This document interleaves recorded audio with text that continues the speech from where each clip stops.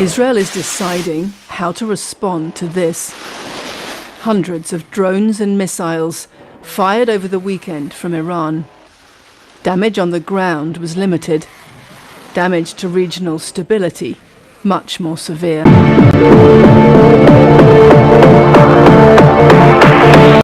Hello people, फिर से आप सभी का स्वागत है मेरे इस यूट्यूब चैनल में जिसका नाम है the Zeus talks a look into depravity.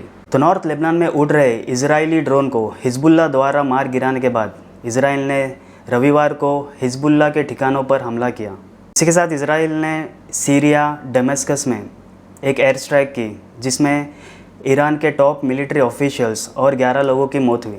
Israel और ईरान के रिलेशंस की बात करें तो ये हमेशा से ऐसे नहीं थे। ईरान और इसराइल के रिलेशन थ्रू आउट हिस्ट्री मल्टीफेस्ड और थोड़े कॉम्प्लेक्स हैं। तो इस रिलेशन को हम टाइमलाइन द्वारा समझेंगे। तो 1948 में इसराइल की स्थापना के बाद उस रीजन में ईरान एक ऐसी पहली कंट्री थी जिसने इसराइल को एज अ कंट्री रिकॉग्नाइज़ किया था, तुर्की के बाद। ईरान उस वक्त शाह मोहम्मद रज़ा पहलवी के रूल में था। शाह मोहम्मद रज़ा पहलवी के रूल में ईरान और इसराइल में डिप्लोमेटिक और कमर्शियल टाइज थे। 1979 के ईरानियन रेवोल्यूशन के बाद ये सारी चीज़ें बदल सी गई। इस रिवॉल्यूशन के बाद इसराइल और ईरान के सारे diplomatic as well as commercial ties ये सारे निलंबित हो गए। 1990 के बाद ये रिलेशन एक कोल्ड पीस से दुश्मनी में बदल गया। इसकी शुरुआत कुछ एंटी इसराइल कमेंट्स या स्टेटमेंट से हुई जो अक्सर ईरानियन लीडर्स दिया करते थे। ईरान का हिजबुल्लाह, फ़िलिस्तीन में बसे इस्लामिक जिहाद और हमास को सपोर्ट करना भी एक टर्निंग पॉइंट बन गया था। इसी के साथ ईरान का न्यूक्लियर टेक्नोलॉजी में डेवलपमेंट भी एक अहम वजह है इन दोनों की दुश्मनी में। दुश्मनी को आगे बढ़ाने में इसराइल का भी उतना ही हाथ है। इसराइल ने काफ़ी असैसिनेशंस और बॉम्बिंग की जिसमें ईरान के काफ़ी सारे मिलिट्री और पॉलिटिकल लीडर्स मारे गए। मिडिल ईस्ट में ईरान को प्रॉक्सी वॉर का मास्टर कहा जाता है।